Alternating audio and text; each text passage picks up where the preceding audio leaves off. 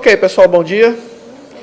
Seguinte, aula 3, nós vamos ter aí os seguintes temas que a gente vai tentar cumprir hoje, certo?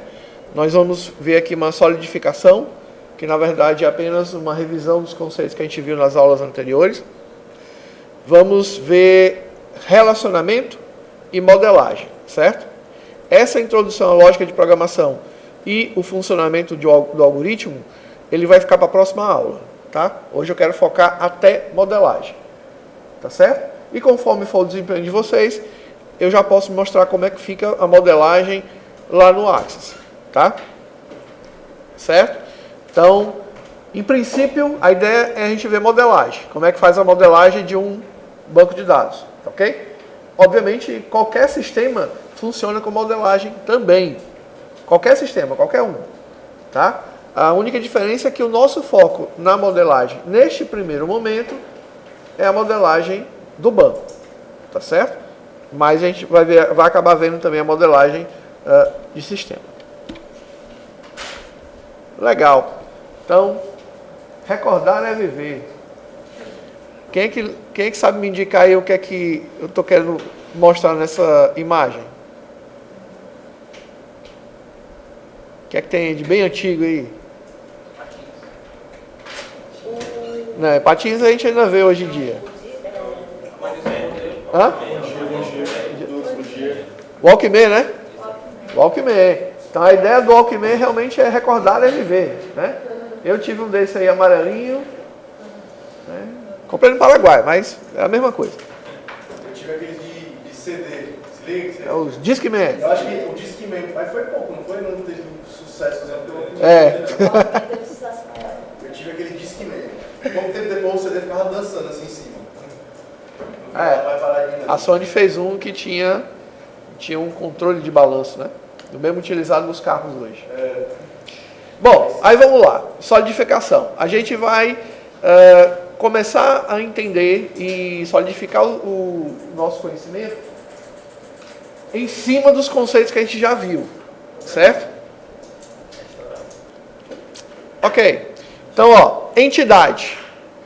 Entidade, quando a gente fala de banco de dados, nós estamos falando de, olha só a definição, é um objeto ou um evento do mundo real que desejamos guardar em um registro. E você precisa ter um registro deste acontecimento ou deste objeto. Exemplo, aluno, carro, produto, projetos, vendas, controles, aulas, manutenção, equipamentos, ou seja, eventos que podem acontecer, tá certo? Ou objetos. Eu quero guardar um conjunto, eu quero criar aqui uma entidade almoxarifada, para guardar todos os conjuntos de monitores, tá certo? São objetos que você vai guardar. Eu quero criar uma entidade para guardar um registro de marcação de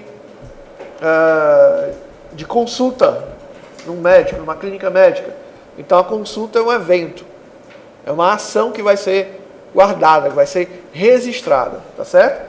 Então tudo que você for armazenar, sendo objeto ou evento, a gente vai chamar de entidade, ok?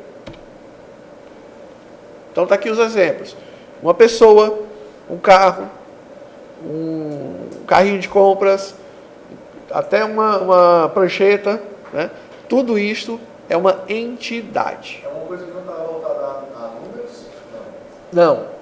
A entidade... Uma tabela que tem uma lista de pessoas. É uma tabela de entidades. Não. É uma entidade de pessoas.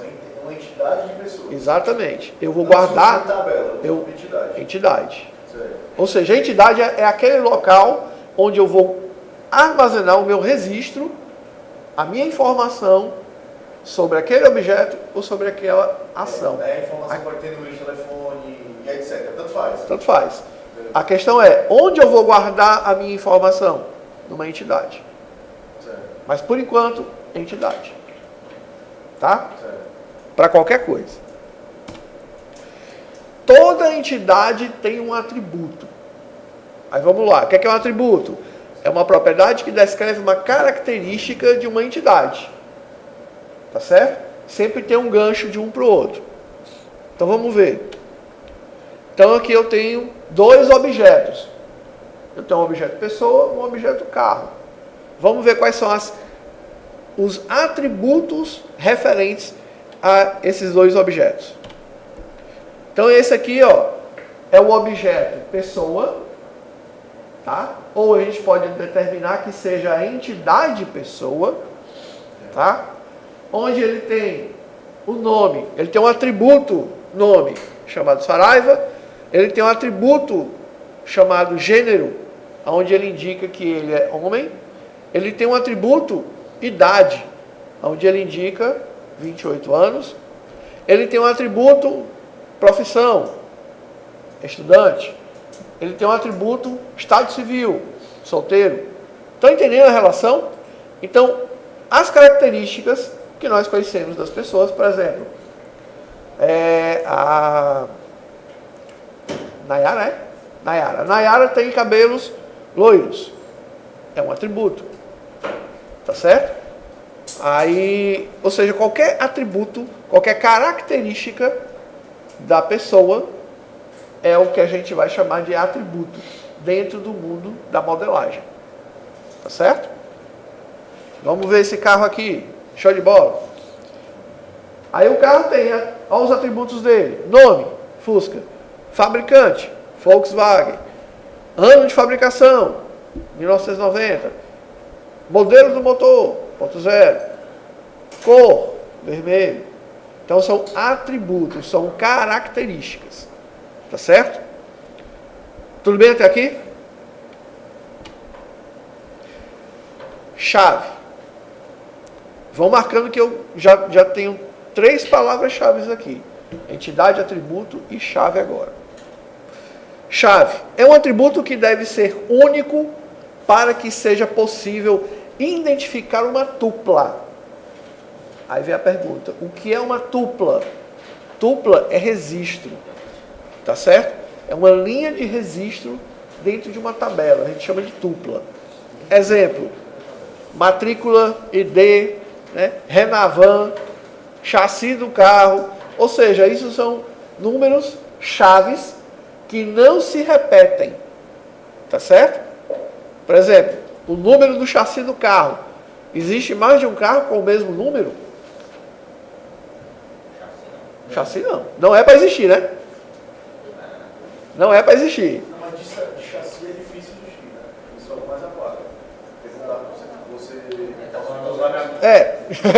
Não, mas o chassi é mais difícil de falsificar do que mas para vagabundagem tudo é possível, né?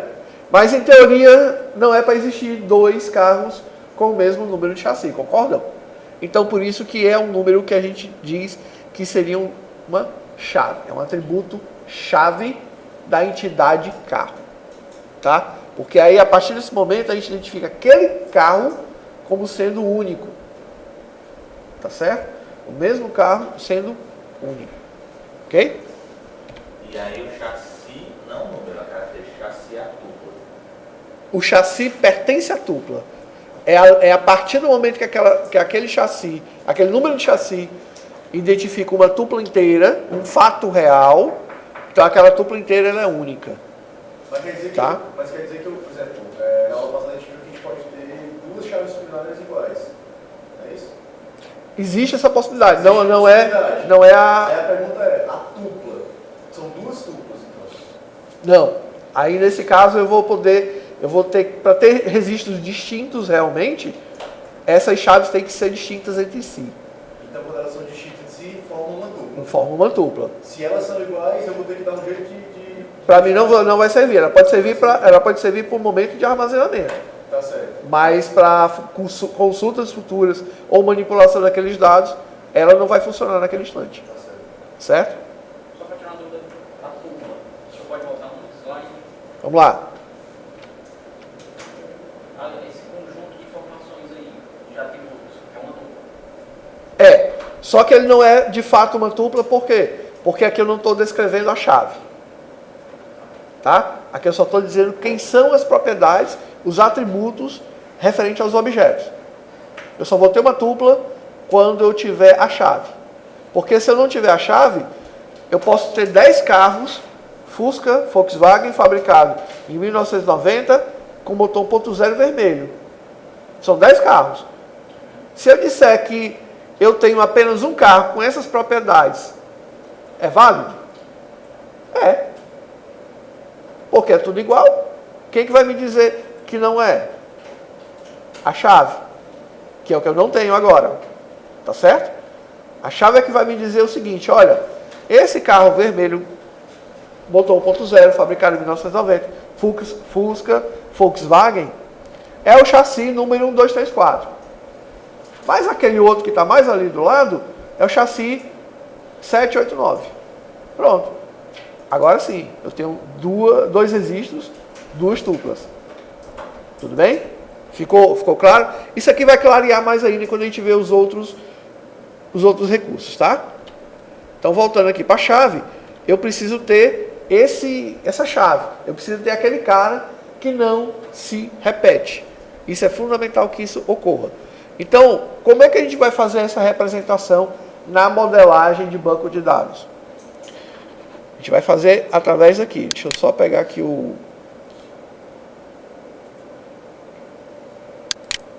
Olha aí que legal. Então, ó, o produto, né?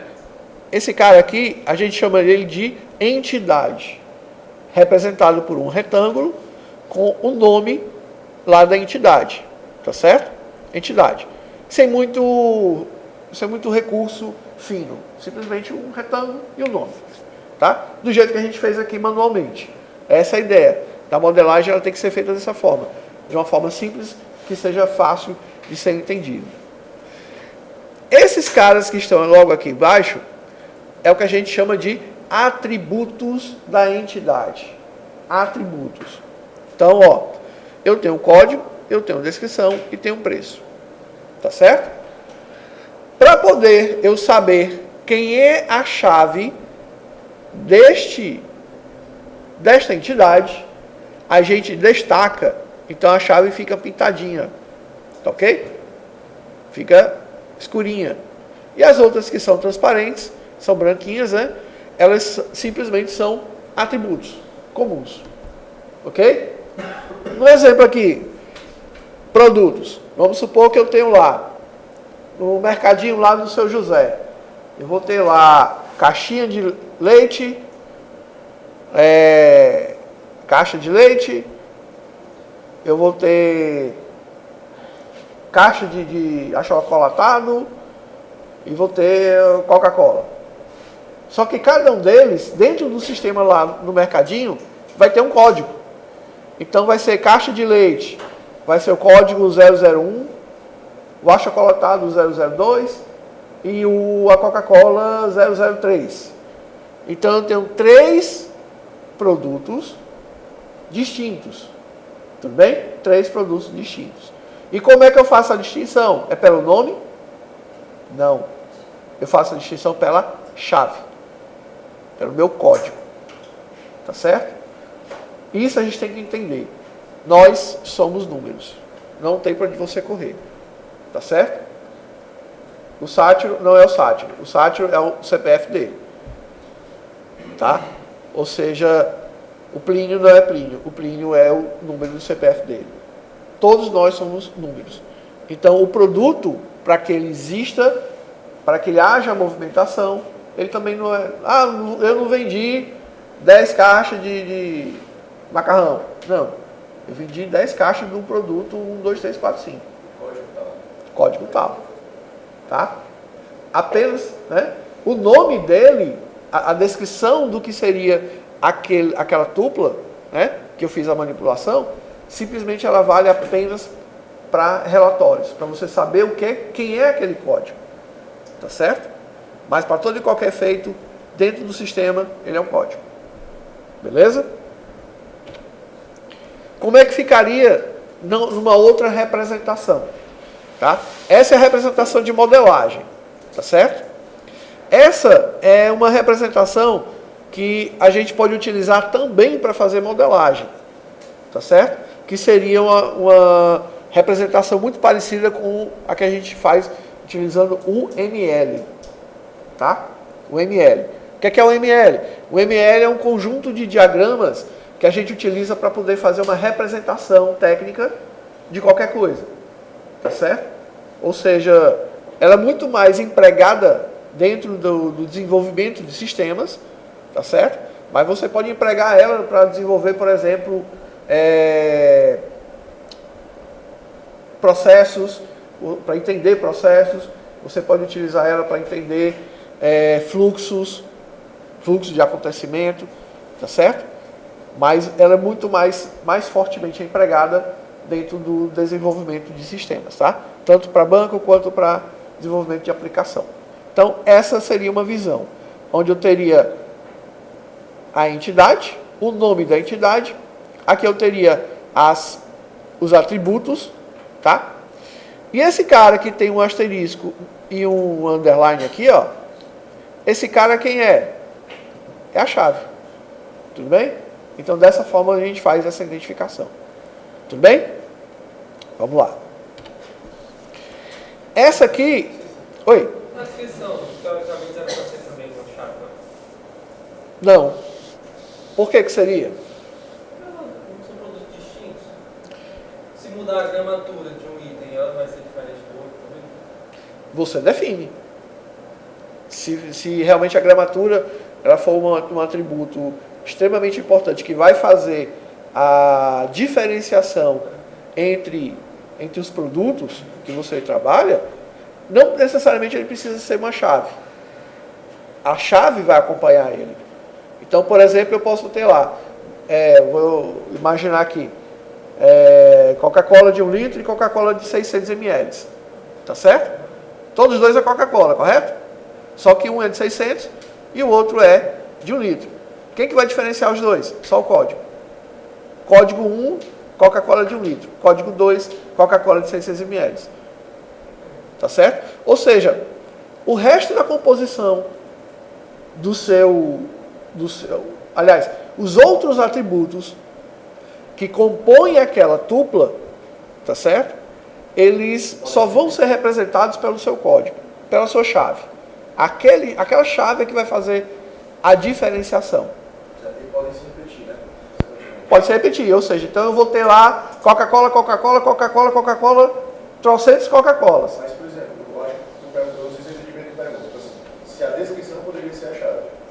É isso? No caso, eu sei que tu não vai pregar que seja isso, mas tipo, se eu tiver descrições que sejam bem feitas, distintas, que não usem tio, não usem acento e tal, eu poderia usar como chave. Também não. Também não? Também não. Por quê? Porque isso implica, não é só em você armazenar o dado. Se for só para armazenar e deixar lá, você coloca do jeito que você quiser. Certo. Só que tem um problema. Para que eu preciso de um banco de dados? Qual é a função do banco de dados? Armazenar e manipular aqueles dados. Eu preciso manipular. O que é manipular? Eu preciso ler, eu preciso editar, eu preciso consultar. Tá? A consulta em tabelas, aí já falando uma coisa mais física, a consulta em tabelas, por meio de texto, ela é extremamente demorada e complexa. Por isso utilizamos códigos numéricos. No máximo, alfanumérico. Mas o ideal é simplesmente numéricos. Por quê? Porque a consulta deles é muito mais veloz do que a consulta feita por texto, que seria o campo descrição. Tá certo? Então, olha só, se eu tiver lá, nome do produto, sei lá, Coca-Cola em garrafa retornável de 1 litro. Coca-Cola retornável de garrafa de 1 litro. Coca-Cola retornável em garrafa de 2 litros. Coca-Cola retornável em garrafa de 600 ml. Eu vou ter várias descrições. Tudo, né? Coca-Cola paga nós. Né? Estamos falando muito de Coca-Cola, né? Você vai ter nomes muito parecidos, vai ter suas características diferentes, mas na hora de fazer a busca, o motor de busca, ele vai buscar lá Coca-Cola, tal. Ou seja, ele vai ter que sair pesquisando todo mundo onde é que tem. e vai separar string por string. E isso torna o sistema mais lento. Tá? É o único motivo do porquê a gente não utiliza texto como chave. Tá certo? Sempre tem que ser número. É só pela velocidade do mecanismo de busca. Tá certo? Porque assim, como vocês ainda estão entrando nesse meio aqui de banco, talvez o pensamento inicial fosse, eu tenho que registrar eu tenho que colocar o meu registro de uma forma que seja fácil para quem entenda. Mas você nunca vai pensar na forma que seja mais fácil para você recuperar aquela informação. E para recuperar a informação, sempre é mais fácil numérico. Tudo bem? Ficou claro? Sim. Beleza.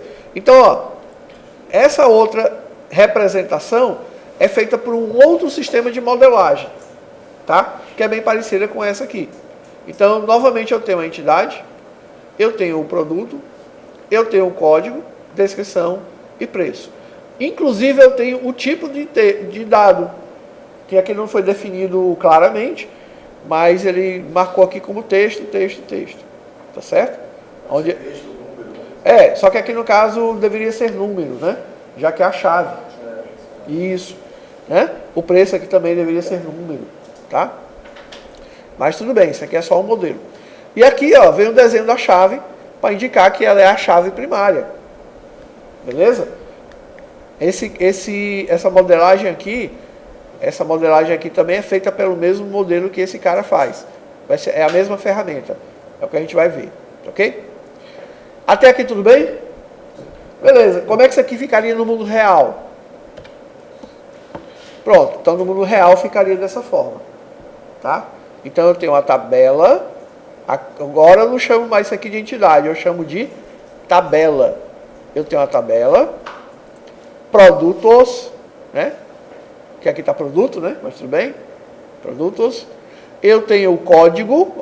Código numérico. Código 1. Eu tenho a descrição. Notebook Dell i7 quinta geração. E eu tenho o preço. R$ 2.759. Beleza? Se eu tiver um notebook Dell i7 sexta geração, qual vai ser o código dele?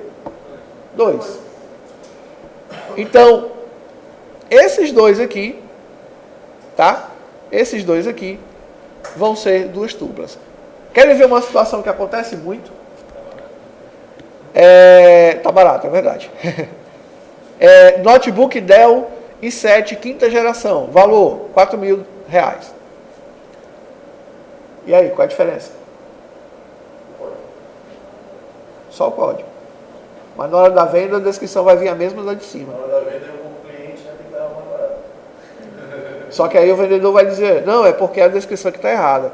Esse aqui de 4.000 já é o sexta geração. Ah, mas o que está escrito aqui é o quinta geração. Né? Ou, na verdade, vamos imaginar uma situação mais real ainda. Você está levando o mesmo quinta geração. A única diferença é porque esse de 4.000, ele tem mais memória. Aí faltou na descrição. Faltou na descrição.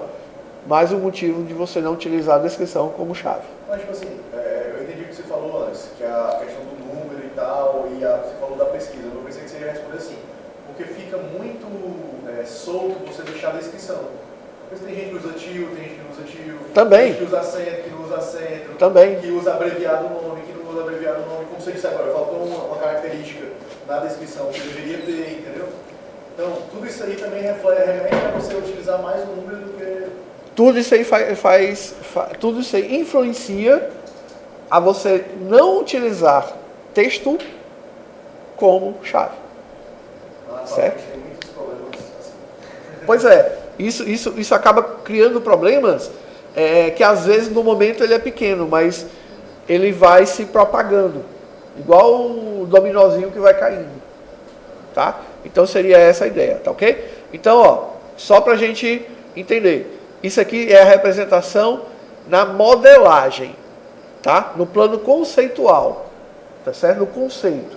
Eu estou criando aqui como vai ser o meu banco de dados. E o meu banco de dados vai ter uma entidade chamada produtos que vai ter esses 3 atributos, beleza?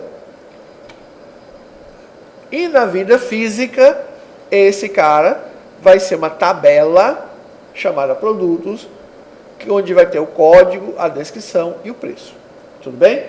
Isso aqui é a questão física. Quando eu falo físico, eu estou dizendo que aquele banco já foi construído. Então, tem produtos como entidade, né? O código como chave. Como chave, que é um atributo chave. Como características como atributos. E a composição dos três juntos, consolidados, chama tabela. Chama-se tabela. E quando eu tenho esses atributos, onde eles são distintos entre si, tá? Quem que vai fazer a distinção? A chave. Então, quando eu tiver atributos distintos entre si, eu tenho o que a gente chama de fato real. Aquele existe, é concreto. Então, se eu tenho um fato real, isso aqui eu dou o nome de tupla. Tupla. Beleza? Mas quando eu estou no modo físico, construído, isso aqui eu vou chamar de registro. Tá ok? Registro. Cuidado para vocês não confundirem. O que é uma tupla? Uma tupla é um conjunto de atributos, onde aquele atributo ele é distinto entre si, por meio de uma chave. Tá? Mas isso no modo conceitual. Quando você vai para o modo físico, que é onde você realmente tem lá a sua tabela, então a partir daquele momento, aquela tupla vai chamar-se registro. Tudo bem? Ele é um registro. Tanto é que aqui, ó, ele está me dizendo que eu tenho 2 de 2, né? Mas eu não tenho 2 registros, tenho? Não. Mas aqui é porque ele já faz a indicação de que você está no próximo possível registro. Tá certo? Mas na verdade, essa tabela só tem apenas um único registro. Ok? Dúvidas? Até aqui está ficando bem claro? Porque quando a gente começar a fazer a modelagem, a gente vai usar esses conceitos. Tá? Então vamos lá. Eu tenho aqui uma entidade. Certo? Ó. Entidade. Esse aqui quem são? Quem? Atributos. Certo? Pode falar para fora, não tem problema não. E esse cara? É a chave. Tá certo? Isso aqui tá claro? Beleza. Então olha só, eu tenho essa representação, que é a representação no modelo conceitual. Tá certo? Modelo conceitual. É onde eu vou ter aqui a minha entidade, os meus atributos, e aqui eu vou ter a minha chave. Beleza? E esse aqui, que representação é essa? É a representação do modelo físico. Tá? É onde eu vou ter a minha... Meu nome disso aqui? Tabela. Onde eu vou ter... Meu nome disso aqui? São os meus atributos. Aí vamos lá. Já que entidade no conceitual e no modelo físico, esse cara a gente chama de tabela, o atributo continua sendo atributo? Não. O atributo passa nesse momento a chamar-se de campo. Então, campo, CLI código, campo, CLI nome, campo, CLI logradouro, né? Campo, CLI endereço, assim vai. Tá? Então, isso aqui são campos da tabela. Tudo bem? Cícero, está errado eu chamar isso aqui de atributo? Não necessariamente. Não está errado. Tá? Significa dizer que você sabe que realmente atributo pertence a uma entidade, que no modelo físico é uma tabela. Tá? Mas, enquanto você pensa que isso aqui é uma tabela, então isso aqui vai ser campo. Tudo bem? Ok. Entidade, fazendo aqui a relação. Aí esse conjunto aqui, ó, atributo, só para a gente entender quem é quem, né? E aquele cara que eu marquei lá embaixo, ó, é a chave. Tudo bem? Pergunto, todos esses clientes que estão aqui, esses nomes aqui, eles são o quê?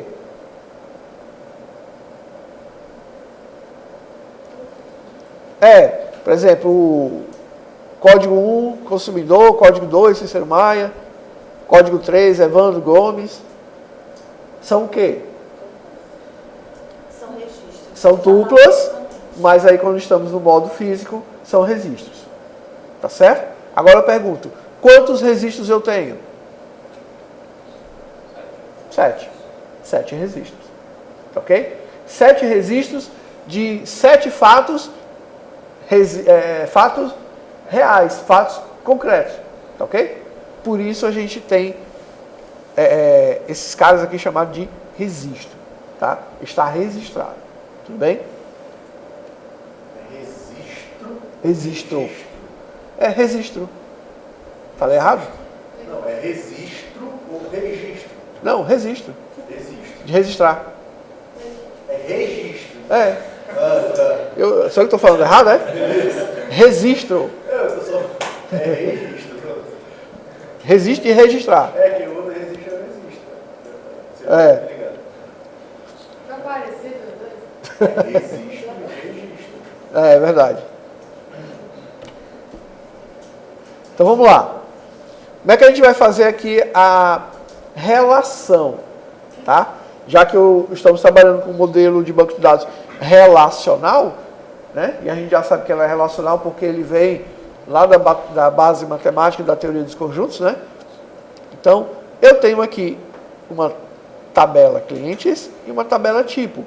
Onde essa tabela clientes, eu vou ter aqui um campo tipo, onde ele identifica se esse cara ele é uma pessoa jurídica ou uma pessoa física. Tudo bem? Imagine o seguinte, quando vocês têm lá o sistema de vocês, na interface gráfica dele lá, vocês vão fazer o cadastro do cliente e vocês vão marcar lá, cliente, pessoa jurídica, cliente, pessoa física. Na grande maioria das vezes, você não vai marcar o código. O código 1, código 2. Você vai abrir uma combo box e vai escolher um nome. Não é assim? Não é mais fácil? Você vai lá e escolhe o nome. Só que aquele nome que você colocou lá, o jurídico ou o físico, por trás ele está relacionado a um código. Que você não necessariamente precisa conhecer aquele código. Tá? Mas aí o que é que vai acontecer? Ele já faz justamente isso, né? Pelo código. Vai ser pelo código. Ou seja, você, como usuário do lado de fora, usuário final, vê apenas o nome, pessoa física e jurídica. Mas quando ele é armazenado dentro da tabela, ele vai ser armazenado somente pelo código, para ele poder fazer essa relação. Ok? Não vai dar tempo a gente ver a questão de normalização, mas a gente vai trabalhar sempre na terceira forma normal, tá? Mas, por exemplo, se essa tabela aqui, ela já está na segunda forma normal. Se ela não estivesse normalizada, no lugar desses campos 1 e 2, eu teria física e jurídica. Agora eu pergunto, se esse campo fosse texto aberto, para o cara digitar, aí ia aparecer física sem acento, física com F maiúsculo com acento, física tudo minúsculo, ou seja, ia ser um festival, né? Com Z. Podia aparecer até físicas. Físicas, né? Ou seja, jurídica com acento no I, né? Então, para evitar esse tipo de problema, né? E ainda tinha um detalhe, né? E quando eu fosse fazer um filtro, puxa para mim todos os clientes jurídicos. Aí vinha 2. Mas como assim tem 2? Eu tenho pelo menos 100 cadastrados aí, cadê que só vem 2? Né? Porque jurídico só tem 2. Mas se eu botar jurídicos, aí vem uns 10. Vocês estão entendendo a dificuldade que causa? Então, por isso, e ainda tem outro detalhe, eu vou estar armazenando uma informação completamente desnecessária. Eu não preciso dessa informação na minha tabela. Ok? Então, mais um motivo de eu ter tabelas auxiliares e simplesmente fazer uma relação entre elas. Beleza, e como é que fica essa relação? Chave primária, né? Então o que é a chave primária? É a chave única dentro daquela tabela. Chave primária.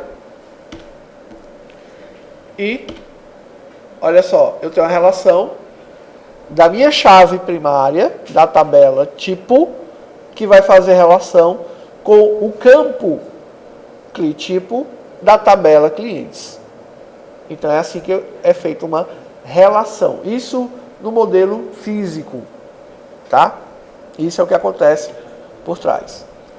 A partir desse momento, essa chave que ela é primária, em outra tabela, ela passa a ser chamada de chave estrangeira. Tá ok? Chave estrangeira. Então, a partir de agora, temos dois conceitos. Antes a gente só tinha chave, né? É a chave. Agora nós temos uma chave primária e uma chave estrangeira. Tá? Chave primária eu não coloquei aqui, mas chave primária normalmente a gente identifica pelo prefixo PK. E chave estrangeira pelo prefixo FK. Tudo bem? Vamos lá.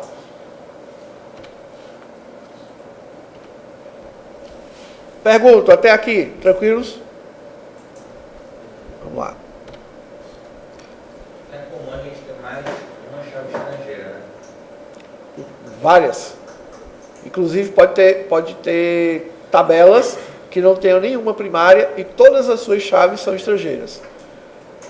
Certo? Que isso é bom porque aquela tabela, ela tanto fica mais leve, fácil de trabalhar e você vai puxar somente pelos códigos. Tá? Relacionamentos, que é o ponto-chave. Legal. Plínio, lê para nós, por favor. Entidade, relacionamento. Relacionamento é uma relação entre uma ou mais entidades. Normalmente, a associação é feita por meio de um verbo entre as entidades. Por exemplo, cliente realiza compra. Vendedor faz venda. Aluno cursa disciplina. Tá bem claro? Ó, a entidade, ela vai se relacionar com uma outra entidade. E essa relação é uma relação de ação. Tá certo? Então, no exemplo, o cliente realiza compra. O cliente realiza a compra. Ele faz uma compra. Então, isso a gente diz que é uma relação. Tá certo? Vendedor faz uma venda. Tá? Vendedor faz venda. Aluno cursa disciplina. Isso com objetos que a gente tem mais contato. Mas, por exemplo, se eu disser assim, o livro é guardado numa estante. É uma relação? É. Quem são as entidades? Livro e estante. E a relação? É guardado. Tá certo? É uma ação. Ele está sendo guardado, depositado em um local. Tudo bem? Então, o relacionamento é uma associação entre duas ou mais entidades. Tá certo? Não necessariamente precisa ser apenas de um para um. Eu posso ter uma entidade que pode estar relacionada com várias. Tudo bem? Para a gente poder entender como funcionam essas relações, a gente tem que entender as cardinalidades. Então, eu vou começar aqui pela cardinalidade máxima, onde ele define assim. Define a quantidade máxima de ocorrências de uma entidade que poderá estar associada a outra entidade. Um exemplo, um vendedor pode atender muitos clientes. Um cliente é atendido por um único vendedor. Estão percebendo aí o nível?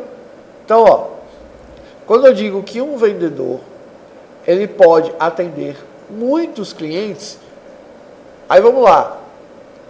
Quantos clientes mínimo aquele vendedor pode atender? Ou nenhum, né? Já pensou, se ele passa o dia todo na loja, não entra ninguém para comprar nada? Então, o mínimo é o quê? É 0. Tudo bem? Agora o máximo. Muitos. Pode ser 10, pode ser 5, pode ser 3. Tá ok? Mas muitos, a gente faz a relação onde indica que ele pode atender mais de um. Tá?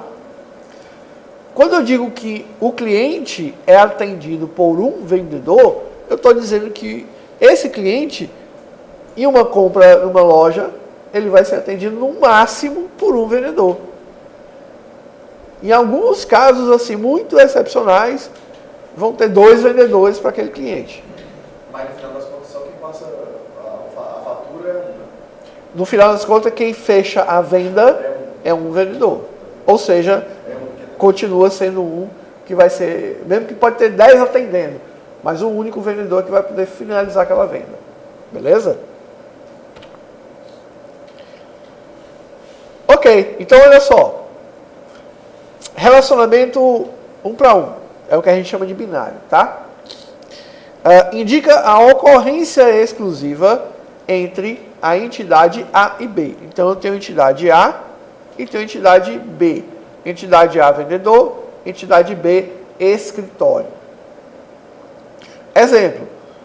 Um vendedor ocupa um único escritório. E um escritório pode ser ocupado por um único vendedor. Tá certo? É claro que vamos levar em consideração que o escritório pode até caber mais, né? Mas vamos imaginar que o escritório seja pequenininho, uma salinha de meio por meio. Só cabe um. Certo? Então, um vendedor, um único objeto vendedor, entidade vendedor, ele vai estar dentro de um escritório onde só cabe ele. Por outro lado, aquele escritório só cabe um. Então só vai ter um único vendedor lá dentro. Tudo bem? Então esse é o tipo de relação que a gente chama de 1 para 1. Ou seja, a relação ela é simples. 1 para 1. Tudo bem? Ó, tanto é que ele mostra aqui, ó, o símbolo de relação, onde ele diz que vendedor trabalha em, então, um vendedor trabalha em um escritório. Tá certo? Eu posso ter o inverso. Um escritório tem um vendedor. Tá ok? Mas, na grande maioria das vezes, a gente tem associações do tipo 1 para muitos. 1 para muitos indica que a entidade A pode se relacionar com várias ocorrências da entidade B, A e B. Mas o fluxo inverso não é possível. Então, um vendedor pode atender quantos clientes? Muitos. Então, um vendedor pode atender muitos clientes. Ok? E um cliente? E um cliente? Só pode ser. Na verdade, o cliente ele pode ter até mais de um vendedor na sua ficha. Mas na hora do atendimento, apenas um único vendedor vai lhe atender. Então, tipo, no banco de dados eu poderia ter aquele cliente ligado a mais de um vendedor. Poderia. Eu poderia ter N para N. Mas naquele período específico eu só poderia ter um. Só pode atender um. Então é assim que a gente faz a relação. Sempre do fato real. Tá? Então o fato real é que na hora da venda, venda, um único cliente, ele só pode ser atendido por um único vendedor. Tá ok? Mas aquele vendedor, ele pode atender vários clientes. Cansei de ver isso. Um vendedor atendendo 3 clientes ao mesmo tempo. E ele vai lá e atende. Resolve um, finaliza, opa, vamos agora para você, finaliza, vamos para o segundo e assim vai. Tá certo? Principalmente em final de ano e loja de sapato. Então tu vai ter um vendedor que atende pelo menos 10 ao mesmo tempo. Né? E é legal quando ele traz o sapato trocado. Não, eu pedi faqueiro. Ah, beleza, vai lá. Né? Certo? Mas isso aqui é o que a gente chama de relação 1 para muitos. E como é que a gente faz a identificação? Aqui, ó. Um vendedor atende muitos clientes. Onde é que fica o N? Ó? Daqui para cá. Estão entendendo? E um cliente só vai ser atendido por um vendedor. Então a relação sempre é essa, ó. a entidade da esquerda aponta para a cardinalidade na direita. E vice-versa. Tudo bem? Cuidado porque tem alguns livros aí, mal escritos, que eles dizem que é o seguinte: a cardinalidade está sempre ao lado da entidade.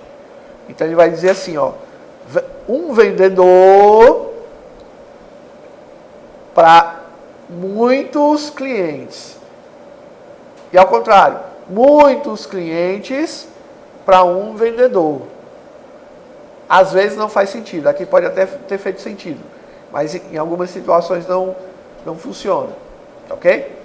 Então sempre vai ser assim, um vendedor para muitos clientes, um cliente para um vendedor, sempre vai ser. De qualquer forma, o que você está falando você consegue fazer da maneira mais simples, que é mostrar um cliente para um vendedor. Pode ser vários clientes para um vendedor, mas a forma simples de mostrar é um para um. Um. Que no caso é como está na relação, ó. Indica que a entidade A pode se relacionar com várias ocorrências da entidade B, mas o fluxo inverso não é possível. Já é uma prerrogativa da relação. Ok? Agora, pode existir fatos, situações em que pode acontecer de ser muitos para muitos. É o que a gente chama de binário muitos para muitos, ou como a gente costuma dizer, N para N. Tá? Indica que a entidade A pode se relacionar com a entidade B em várias ocorrências da entidade B e vice-versa. Sempre que temos uma relação muito para muitos, a relação torna-se uma entidade e teremos duas relações, um para muitos. Exemplo. Vendedor, cliente e cliente-vendedor. Lembra-se quando eu disse que um cliente poderia ter lá na sua ficha vários vendedores? É o caso. Olha só.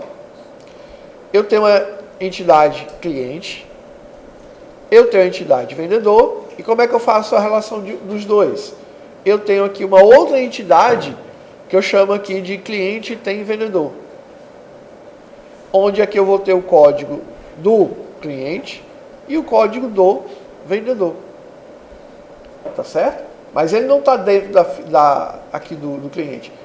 Mas se eu puxar, por exemplo, uma consulta, quero saber quem são os vendedores que atendem o cliente Rossano.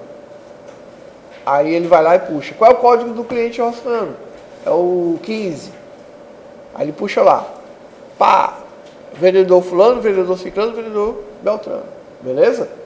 Porque ele vai estar todo mundo relacionado ao mesmo código do cliente. Ok? Então isso aqui é o que a gente chama de relação muito para muitos. Tá? Beleza aqui? Cardinalidade mínima. Sátiro, lê para nós. Cardinalidade mínima. Define a quantidade de ocorrências difíceis de uma entidade que poderá estar associada a outra entidade de forma obrigatória. Só será considerado duas cardinalidades mínimas, 0 e 1. Notação 0. Aí a gente tem as notações aqui, né? Então, de 0 e 1, ou seja, mínimo 0, no máximo 1, dependendo do que for. Ou eu posso ter mínimo 1 e máximo 1, ou seja, é 1. Eu posso ter no mínimo 0, mas eu posso ter no máximo, certo? Eu posso ter no mínimo 1 e muitos, né? Essa representação também é válida, tá? Onde eu vou ter no mínimo 0 e esse asterisco representa muitos também, tá? É a mesma coisa do N. A mesma coisa do N. E quando eu colocar ponto, às vezes dá a representação de que eu quero dizer que eu tenho 1 no mínimo e no máximo muitos. Tá certo? Estou mostrando essas várias notações porque você, quando começar a estudar e começar a modelar e for pesquisar, você vai encontrar várias formas diferentes. Então você tem que ter pelo menos uma ideia do que você vai encontrar. Zero e item. Zero e muitos? Zero e muitos é o vendedor. Zero. Então, num dia ele pode ficar lá de braço cruzado, não tem ninguém para ele atender. Então, quantos clientes ele atendeu no dia? Mas aí, de certa forma, assim, ele não apareceria na minha base, não? Ele não apareceria no meu banco de dados. Porque eu não teria o registro dele. Não teria o registro. Mas o zero Mas é a permissão da regra. Não, tá, é a permissão da regra. É a permissão da regra. Ou seja, aquele vendedor, ele pode nunca ter feito nenhuma venda. Entendeu? Mas ele pode ter feito várias vendas. Tá certo? Então é a permissão da regra. A regra me permite. A não ser que eu coloque eu tire essa condição e coloque para muitos. Aí é uma regra que se aquele vendedor não fizer nenhuma venda, com base no meu sistema, ele vai ser demitido. Entendi. Tá? Então isso aí também funciona como o que a gente chama de RN, que é regra de negócio. Tá certo? É uma regra do banco, da relação da modelagem. Mas eu também posso utilizar ao meu favor como uma regra de negócio. Ou seja, na hora que eu tirar a consulta no final do dia, vendedor que não fez venda, tchau. Entendeu? Pode ser utilizado dessa forma também. Ok, vamos começar a entender aqui. Então, notação de participação. Isso aqui é outra forma de você representar. Tá? Então vamos lá. Eu tenho estante, eu tenho guarda e tenho livro. Estante é o quê? O que é estante? Entidade. O que é livro? O que é guarda? Relação. Tá? Ou relacionamento. Então olha só. Eu tenho 0, N, e eu tenho 1. Então como é que funciona aqui? Ó? Relação de participação. Uma estante pode ter, no mínimo, 0, nenhum, livros, ou muitos livros. Confere? E o livro? Cada livro pode estar somente em uma única estante. Tá certo? Cada livro ele só pode estar somente em uma única estante. Ou seja, vai ser sempre uma relação aqui de 1 para 1. Tá? Mas estou observando que a relação, nesse caso, ele não é estante, livro e livro, estante. Isso aqui é o que a gente chama de notação de participação, onde eu estou definindo a cardinalidade máxima e mínima de acordo com a quantidade de cada de cada participante, digamos. Então, a estante vai ter no mínimo 0 livros, ou seja, vai estar vazia, ou muitos livros. Então essa informação fica aqui, ó, do lado da entidade. O livro, da mesma forma, eu vou ter no mínimo um livro, ou no máximo, aliás, ele vai estar guardado em uma estante, no máximo. Ou seja, não tem, no mínimo, não tem, né? Ele vai estar sempre lá, ok? No máximo em uma única estante. É porque você fala fisicamente, tipo assim, se eu tenho Fisicamente. se eu tenho o livro 1, certo? E eu tenho 2 estantes, eu posso ter o livro 1 na primeira e na segunda estante. Mas eu vou tenho ter... 2 livros 1, não um livro 1. mas são 2 livros. São dois, é a mesma coisa, fisicamente. Fisicamente, são 2 o livros. mesmo livro pode estar em 2 estantes. Com base no conteúdo. Mas aí se você for olhar, por exemplo, o ISBN, que é o código de barras dele, você vai ver que são diferentes. Aí vai. Por quê? Porque ele pode dar a chave. Entendeu aí? A chave primária é que vai fazer a distinção. Entendeu? A questão, por isso que eu boto sempre o exemplo do livro, porque o pessoal, não, mas se eu tiver 2 livros de química, beleza. Química de que ano? Não, todos 2 aqui no 3º ano. Show de bola. Química, 3º ano. Química inorgânica, né? Carbono. Eu também, mas Aí vamos lá. Eu tenho 2 livros de química, 3º ano, química inorgânica. Aí o que é que vai acontecer? Eu tenho 2 estantes. Eu posso colocar o química inorgânica 1 aqui e aqui. Aí você vai me dizer que eu tenho quantos... qual é a relação que eu vou ter aqui? Se eu tenho dois livros idênticos, só que um em cada Relação é achado primário. em cada estante. Eu vou continuar sempre com a mesma relação. Um livro vai estar em uma única estante. Tá certo? Isso é aquela lei da física, né? É a lei da impenetrabilidade. Lei da impenetrabilidade. Dois objetos não podem ocupar o mesmo local ao mesmo tempo no espaço. Então, um livro só naquela estante. Ok? Claro aqui? Entendido? Só que eu tenho uma outra forma de demonstrar isso. Notação de razão. Então, como é que fica? Uma estante pode ter muitos livros. Confere? Isso foi o que a gente já tinha visto, né? Então, razão. Uma estante, aí vai lá para o outro lado, ó, muitos livros. E um livro só pode estar em uma única estante. Mas olha só como é que é feito essa demonstração. Beleza? Então, sempre a entidade vai estar fazendo uma relação invertida com o outro lado. Ou seja, a sua notação, tá? A sua cardinalidade, ele vai estar sempre do lado oposto à entidade. Se eu faço eu posso fazer 0 livro, não posso fazer isso. Não, por isso que tem as duas, ó.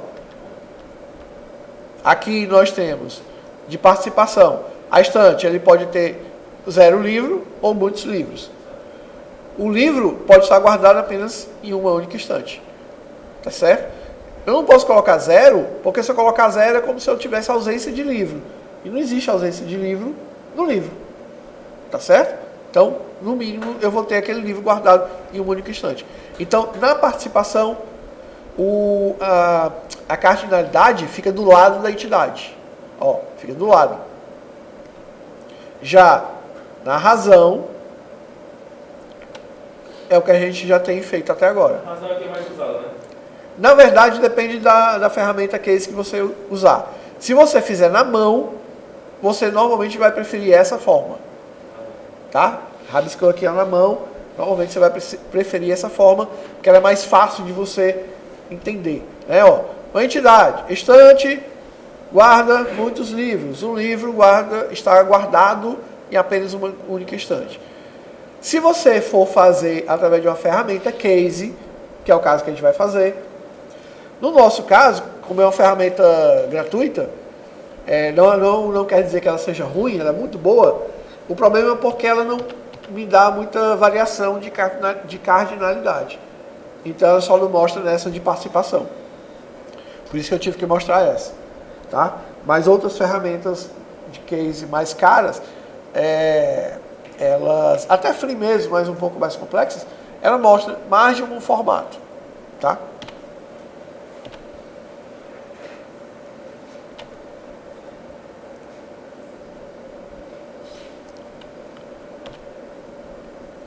Pronto, então só para a gente poder entender, ó, quais são as formas clássicas de relação. Então eu tenho aqui vendedor-cliente, eu vou ter essa forma aqui que é chamada de forma clássica, sombra. Ó, vendedor, eu vou ter no mínimo um cliente ou muitos clientes, e um cliente eu vou ter apenas um único vendedor. Pé de galinha, da mesma forma, ó, eu vou ter aqui no mínimo um, certo? Só que aqui está representado por 2, aqui está errado, tá? Aqui colocou 2 tracinhos, quer dizer que é no mínimo 1 para 1. E aqui é 1 para muitos, certo? Essa aqui é a forma que a gente vai usar, que é a forma que o SQL Server usa, que o MySQL usa, que o Access usa. É esse formato aqui, ó, certo? Um vendedor vai ter N, no caso ele bota aqui o símbolozinho do infinito, né, do Aleph, para muitos, e um cliente, apenas um único vendedor. E na forma de UML, a gente vai ter apenas uma relação, uma linha direta aqui, tá certo? Mas todo mundo quer representar a mesma coisa, beleza?